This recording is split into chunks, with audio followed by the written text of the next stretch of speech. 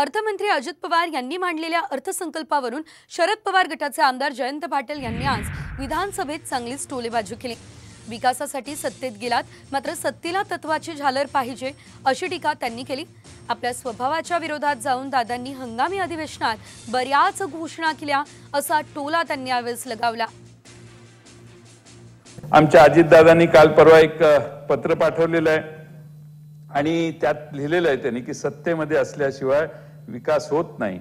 म्हणजे अध्यक्ष महोदय, सत्ता असल्याशिवाय विकास होत नाही असं दादांनी सांगितलेलं आहे आणि त्यांनी तिकडे जाण्याचं कारण त्यांनी त्यात सांगितलेलं आहे आणि हे खरं आहे की सत्ता असल्याशिवाय विकास करता येत नाही।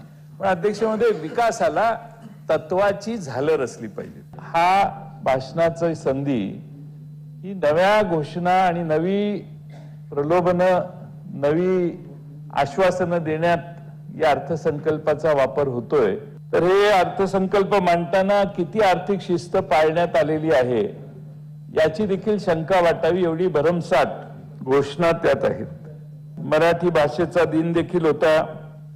अर्थमंत्र्यांनी कधी नव्हे, त्यांचा स्वभाव नाही आहे तो, पण कुसुमाग्रजांपर्यंत अर्थसंकल्प नेऊन चिटकवण्याचं काम देखील अर्थसंकल्पात केलं। पुरवणी मागण्या मांडण्यात आल्या आणि त्यामध्ये अनेक आमदार, 40 आमदार नवीन आले, त्यांच्या कमिटमेंट काही होत्या। या सगळ्या कमिटमेंट करत करत ती पुरवणी मागणीचं शेपूट मारुतीच्या शेपुटासारखं वाढत वाढत गेलं।